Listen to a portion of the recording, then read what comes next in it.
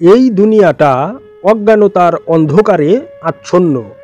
সুতরাং দুনিয়া দ্বারা পরিচালিত জীবন স্রষ্টার দৃষ্টিতে আসলে কোনো জীবনই নয়। প্রকৃত অর্থে মুক্তির তথা আলোর দেশের জন্যই আসলে মানুষের এই দুনিয়ায় আগমন। মুক্তির জীবনই হচ্ছে মানুষের জন্য প্রকৃত জীবন। মাকড়সার জালের মতো নিতান্তই দুর্বল এবং ভঙ্গুর হলো এই দুনিয়ার জীবনটা। সুতরাং শ্রেষ্ঠ জীব হিসেবে মানুষের উচিত দুনিয়ার সাময়িক মিথ্যা প্রলোভনে আকৃষ্ট না হয়ে প্রকৃতই মুক্তির তথা আলোর দেশের জিন্দিগিকে গ্রহণ করা। গুরুর দীক্ষা অনুসারে দেহের ভিতরে মানসিক ভ্রমণের মাধ্যমেই আপন দেহে সুপ্ত এবং গুপ্ত মহাশক্তির অধিকারী পরম স্রষ্টাকে জাগ্রত করে নেওয়া। এইরূপ করতে পারিলে সমাজ সংসারে সর্বত্রই সত্যের সংগ্রামকে তৎপর করতে হবে। তবেই জগৎ ও জীবন পবিত্র হয়ে বিশ্বময় ব্যাপক একটি স্বর্গীয় পরিবেশ রচিত হইতে পারিবে এবং এর মাধ্যমেই প্রেমপ্রীতির এক নতুন ভুবন সৃষ্টি করা যাইতে পারিবে।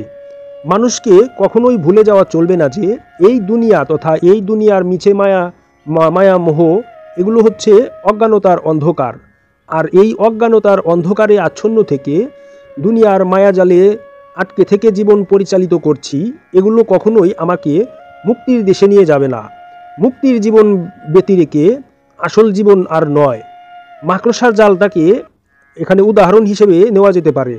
মাকড়সার জালটা নিতান্তই দুর্বল এবং ভঙ্গুর, আর এই মানুষের যে জীবন, এই জীবনটাকে প্রকৃত অর্থে সার্বজনীন দর্শনের আওতায় এনে দুনিয়ার যে জীবন, এটাকে মাকড়সার জালের মতোই বলা চলে। যারা আসলেই গুরুর দীক্ষা অনুসারে প্রকৃত জ্ঞান আহরণ করে দেহের ভিতরে মানসিক ভ্রমণ করা না শিখেছে, তারা কখনোই এই দুনিয়ার মায়ামোহ হতে দূরে যেতে পারবে না। দুনিয়ার মায়ামোহ হতে বিরত থেকে আসলেই আলোর দেশে যাত্রা করতে হলে আমাদের এই মাকড়সার জালের বিষয়টা হতে শিক্ষা নিতে হবে। মাকড়সার জালটা নিতান্তই দুর্বল এবং ভঙ্গুর, কিন্তু মাকড়সা সেটা বুঝতে পারেনি বা বুঝতে চায়নি। তেমনি মানুষও বুঝতে চায় না এবং বুঝতে পারেও না ক্ষেত্র বিশেষ। সে যে দুর্বল এবং ভঙ্গুর বিষয়গুলোকে আঁকড়ে ধরেছে প্রকৃত চিরন্তন সত্য বিষয়গুলোকে এড়িয়ে গিয়ে। সুতরাং আমাদের সকলেরই উচিত গুরুর দীক্ষা সঠিকভাবে গ্রহণ করে গুরুর দীক্ষা অনুসারে দেহের ভিতরে মানসিক ভ্রমণের মাধ্যমে সঠিক জ্ঞান অর্জন করা এবং অনন্ত মুক্তির দেশে যাত্রা করার চেষ্টা করা।